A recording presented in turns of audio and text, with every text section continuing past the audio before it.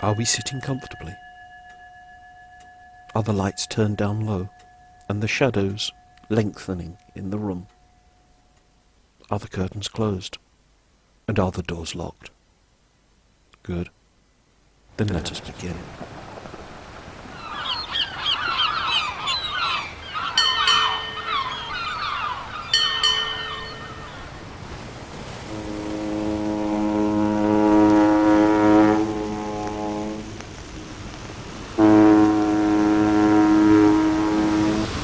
The Goodwin Sands, lying 6 miles off Deal in Kent, is a 10-mile-long sandbank of approximately 25 metres depth of fine sand resting on an upper chalk platform. The banks lie between half a metre above the low water mark to around 3 metres below low water, except for one channel that drops to around 20 metres. Whilst the Downs off Deal was a safe anchorage for the Channel fleet, the infamous Goodwin Sands, the ship killer of infamous repute, has claimed more than 2,000 ships. The East Goodwin Lightship guards the end of the sands on the furthest part out to warn ships of the danger. It is the only remaining lightship of the 5 which once guarded the sands. Many unexplained noises have been reported by those on the lightships, which are attributed to the ghosts of those who have lost their lives in one of the most dangerous stretches of water in Britain. Mr. George Goldsmith Carter wrote in his book on the Goodwin Sands, "Many times during my 2.5 year service aboard the North Goodwin Lightship, we heard strange sounds borne on the wind from the yeasty smother to the southward of us. Gulls, we said, covertly eyeing each other on the wet and shadowed deck. But no gull that was ever hatched on the 7 seas uttered such heart-rending and forlorn cries. These weird memories remain with me now, and I shall remember them always."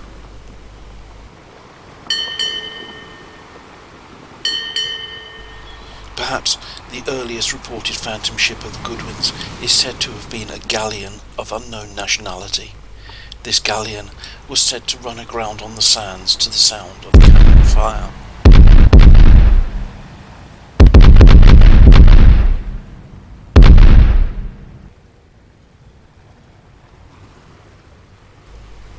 The Great Storm of 1703 struck central and southern England on the 26th of November.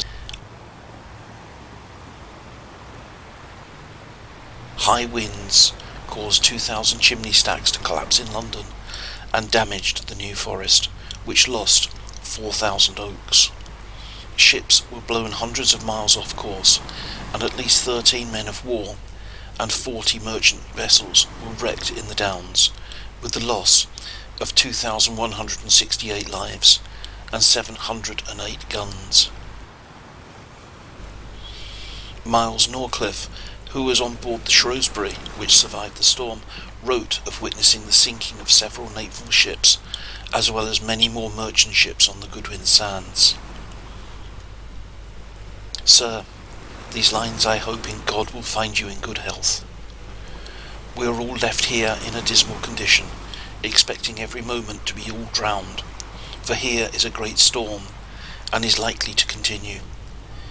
We have here the Rear Admiral of the Blue in the ship called the Mary, a third rate, the very next ship to ours, sunk, with Admiral Beaumont and above 500 men drowned.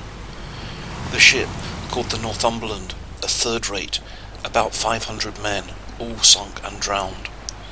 The ship called the Stirling Castle, a third rate, all sunk and drowned, above 500 souls, and the ship called the Restoration, a third rate, all sunk and drowned. These ships fired their guns all night and day long, poor souls, for help, but the storm being so fierce and raging could have none to save them. There are above 40 merchant ships cast away and sunk. To see Admiral Beaumont, that was next to us, and all the rest of his men, how they climbed up the mast, hundreds at a time, crying out for help and thinking to save their lives, and in the twinkling of an eye were drowned." From this catastrophe, it is the apparition of the Northumberland that was reported to have been seen by an East Indiaman in 1753. The log of the Indiaman recalls the event. At 10 o'clock this day, November the 28th, 1753, while riding out bad weather off the Goodwins, an armed frigate came driving down on my ship, her mast gone, her decks and hull in fearful shape. The writer of the report concluded that it was a ghost ship, for it was moving faster than the wind could send it. Besides, it was running against the prevailing wind.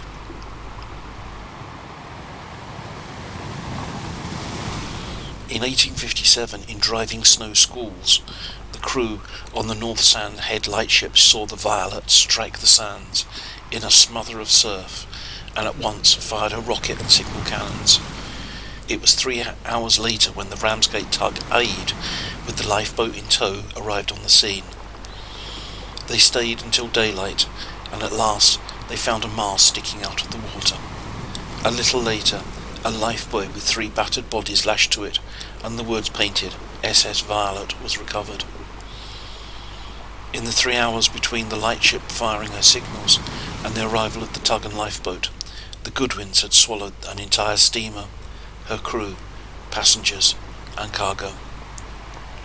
Mr. Goldsmith Carter writes in his book on the Goodwin Sands that 90 years later, in the first week of 1947, when I was on the North Goodwin lightship, we saw a steamer approaching the Goodwins, heading straight for them as the foredoomed Violet must have done, and vanishing in a squall of driving snow.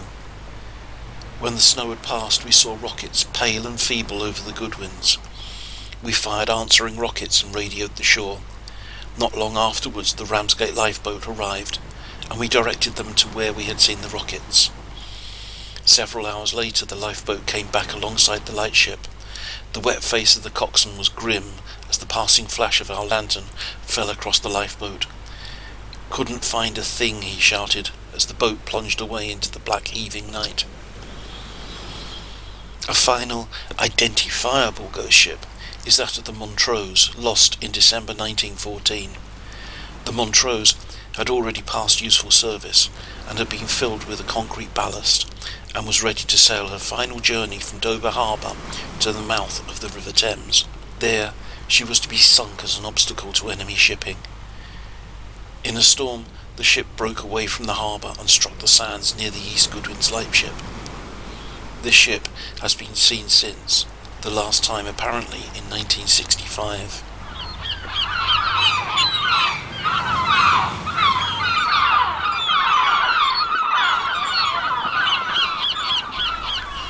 However, arguably the most famous wreck on the sands is that of the Lady Luvibond, which is said to have met its end on February the 13th, 1748, although here I will state that there is no reference to the shipwreck in newspapers, Lloyd's List, or Lloyd's Register.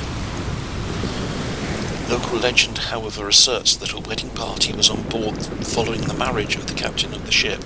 In an act of jealousy, the mate of the ship, then in charge, deliberately aimed the ship for the treacherous sands, the consequence of the loss of all life aboard.